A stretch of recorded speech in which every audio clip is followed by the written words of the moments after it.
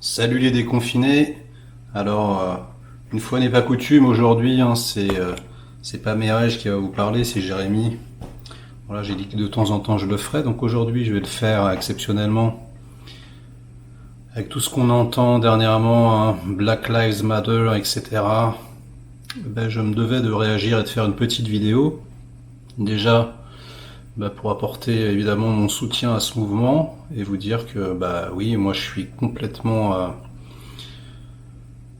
conquis par le mouvement, malheureusement et tristement, j'ai envie de dire. Et bon, c'est pas nouveau, hein, les choses ne s'arrangent guère. J'ai même plutôt l'impression que ça empire d'année en année. Et voilà pourquoi j'en parle. Eh bien parce que le cinéma, c'est un média qui dénonce évidemment les violences policières depuis un petit moment déjà. Hein. Je pense que le premier à avoir fait ça réellement, bah, c'est Spike. Hein. C'est notre maître à tous, hein, Spike Lee, avec Do the Right Thing. Un film exceptionnel que vous devez absolument voir. Et donc je me suis dit que j'allais vous faire une petite liste comme ça de films à voir sur le sujet. Donc évidemment, Do the Right Thing, je vous en parlais. Là, il faut absolument le voir. C'est un chef-d'œuvre absolu, un des meilleurs films de Spike Lee. Spike Lee, qui voilà, hein, est un réalisateur pro-black qui a fait tout un tas de films, voilà, à qualité variable, mais on va dire une qualité qui au global reste excellente. Et puis surtout, voilà, il a fait excessivement de chefs-d'œuvre. Je pense notamment à Mo Better Blues et compagnie. Donc vous ne serez pas déçus hein, par ce film, par Do the Right Thing. C'est voilà, une véritable bombe atomique. Je sais que les jeunes, vous l'avez peut-être pas vu. Hein, pour nous, ma génération, c'est complètement culte. Et voilà, hein, on l'a poncé dans tous les sens. Mais voilà, je vous recommande voilà de voir ce film. C'est vraiment un petit bijou.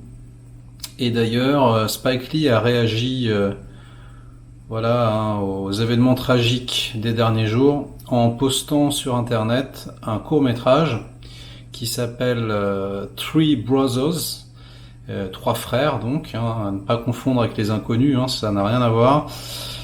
Et donc du coup, bien c'est un montage on va dire d'images de CNN et d'images justement issues du film Do the Right Thing. Et vous allez voir que je crois que le film a au moins 25 ans hein, maintenant, quasiment. Et comme je vous le disais au début de la vidéo, hein, rien n'a changé. Donc voilà un film qui est malheureusement brûlant d'actualité. Et voilà, je vous le conseille chaudement. Alors pour rester un peu dans la thématique, évidemment, hein, je m'adresse évidemment aux jeunes qui ne l'auraient pas vu. Hein. Il faut absolument voir La haine de Mathieu Kassovitz. Alors Mathieu Kassovitz hein, qui s'inscrivait complètement dans la continuité de Spike Lee. Hein. Il y a même des plans qui ressemblaient beaucoup à Spike. Voilà, alors c'est un chef-d'œuvre pour moi. Hein. C'est un des meilleurs films français jamais réalisés. C'est voilà une puissance émotionnelle incroyable. Voilà, c'est culte absolument. Hein.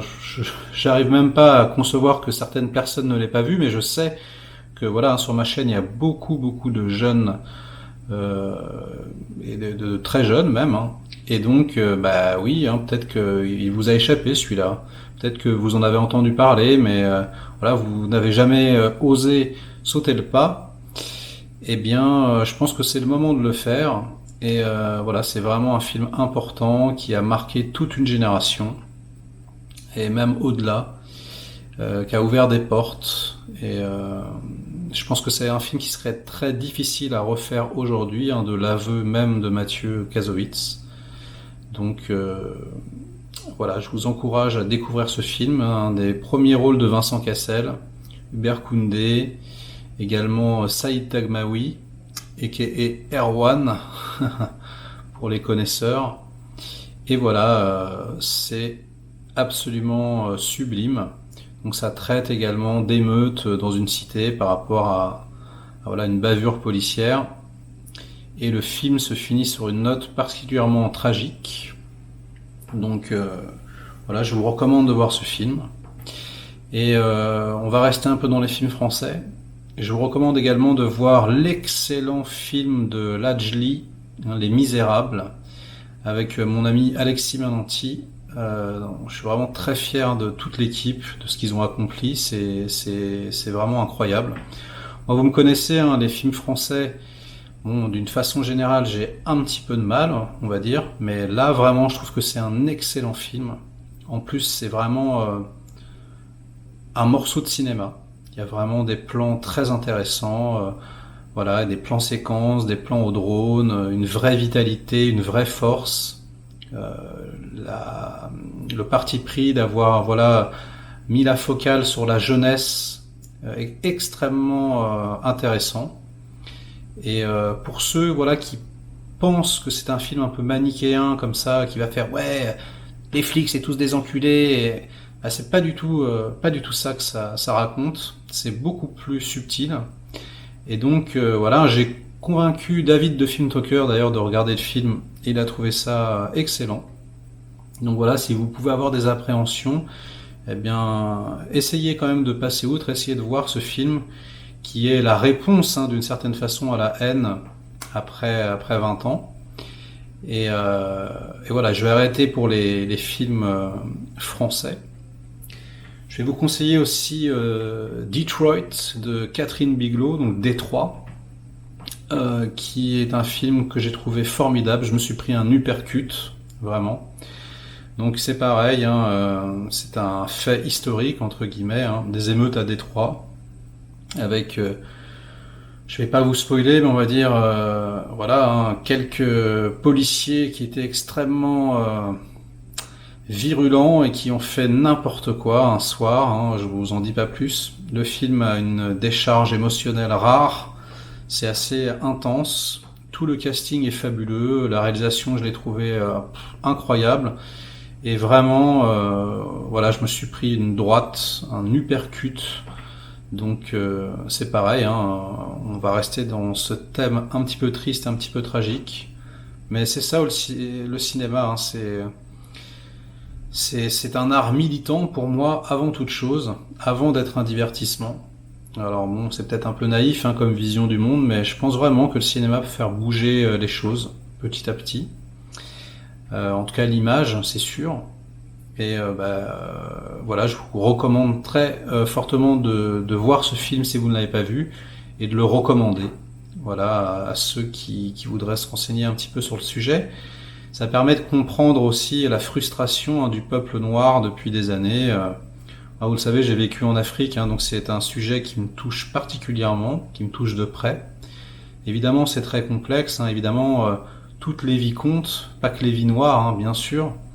Mais parfois, il faut savoir taper du poing sur la table et oui, parfois, on peut voilà, défendre une cause en particulier parce qu'elle est dans le feu de l'actualité. Ça ne veut pas dire qu'on n'a pas envie de sauver les rouges, les jaunes, les blancs et compagnie. Hein. On veut sauver tout le monde, mais c'est juste que voilà, là, l'actualité est brûlante à ce niveau-là. Je vais vous conseiller aussi le film Queen and Slim, dont j'ai fait la critique sur la chaîne. Allez voir la critique et je vous détaillerai beaucoup plus, hein, mais on est en plein dans le sujet. Hein, un film qui est brûlant d'actualité, un film magnifique avec 2 acteurs sublimes, une histoire magnifique. J'ai beaucoup dit de fois magnifique, mais il n'y a rien d'autre qui me vient en tête là tout de suite.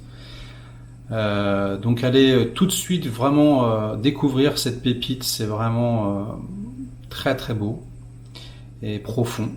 Et ça m'a beaucoup touché. J'ai vu le film il y a peut-être 2 mois et je m'en souviens quasiment plan par plan. Donc c'est vraiment très très intense. Ensuite, je vous conseillerais également le tout premier film de Ryan Coogler qui s'appelle Fruitvale Station. Voilà, et qui raconte avec Michael B. Jordan, hein, c'est grâce à ce film-là qu'ils ont été repérés par Stallone pour faire Creed, et voilà, avec la carrière qu'on connaît aujourd'hui. Et c'est un film très fort, très intense, sur un jeune de 22 ans, voilà, qui croise à San Francisco des policiers sur voilà, une station de métro qui s'appelle donc Fruitvale Station. Et donc le film raconte les 24 heures avant cette rencontre malheureuse avec des policiers. Je pourrais évidemment parler de films où les policiers sont mis en valeur. Là, c'est pas le sujet de la vidéo, donc je m'excuse si certains se sentent froissés. Mais évidemment, comme je l'ai dit là juste avant, là voilà, on focalise sur la violence policière, donc je parle de films sur la violence policière. Peut-être que ça permettra à certaines personnes de comprendre un petit peu plus le problème, parce que c'est un problème qui existe, qui est réel, qui est concret, et qui fait du mal à énormément de personnes depuis très longtemps, et qui grignote la société, voilà, qui la rend aigre et violente et dure. Et donc voilà, militons pour que ça s'arrête, en essayant d'être le plus pacifique possible. Je vais vous conseiller un dernier film. Il s'agit de Straight Outta Compton, NWA. Donc voilà, le film qui est sorti il y a 2-3 ans sur le groupe de Dr. Dre, Ice Cube. Voilà, qui est un excellent film, parce que c'est vrai que au premier abord, on peut se dire que c'est un film un petit peu comme ça, qui va surfer sur une mode, et puis qui va essayer de rapatrier des dollars le plus vite possible, un petit peu comme ça peut être le cas parfois, mais pas du tout là. Là, c'est vraiment plus qu'un biopic. Puis ça parle, voilà, du groupe le plus violent qu'on ait eu en rap américain, voilà, Fuck the Police, etc. C'était vraiment à l'époque une bombe lâchée, et c'était vraiment voilà, un groupe qui existait en réaction aux violences policières. Donc c'est voilà, depuis des années et des années, le problème est ancré aux États-Unis et en France également, mais c'est vrai que là, dernièrement en France, alors c'est peut-être les images aussi qu'on reçoit, évidemment il faut pas juger forcément que sur les images. Et bon, il y a un avant et il y a un après, parfois évidemment la focale, on peut se tromper, je ne dis pas le contraire, mais on a vu quand même tous, je pense que vous aussi, des choses qui étaient passablement terrifiantes, voilà, des images qui donnaient quand même un petit peu envie de vomir. Donc je ne sais pas bien pourquoi je fais cette vidéo, peut-être que c'est mon côté militant, vous savez, moi je suis artiste de théâtre, à la base on aime bien lever le poing en l'air, essayer de faire changer les choses d'une façon terriblement naïve, je le concède. Et voilà, peut-être que ça ne servira à rien, cette vidéo, peut-être que je ne m'adresse que à des personnes qui ont déjà compris l'importance du sujet. Mais je me dis que voilà, si la vision d'un des films que je viens de vous proposer peut vous faire réfléchir, peut vous faire changer d'opinion, eh bien voilà, ça sera toujours ça de gagner. Donc voilà, je vais redevenir Mireille pour la fin de cette vidéo, parce que c'était un petit peu... voilà, je sais pas comment dire, mais pas très funky, on va dire. Et donc je vais terminer par une note plus funky, en vous disant que je reviendrai très vite pour d'autres aventures un tout petit peu plus joyeuses. Allez, ciao les déconfinés.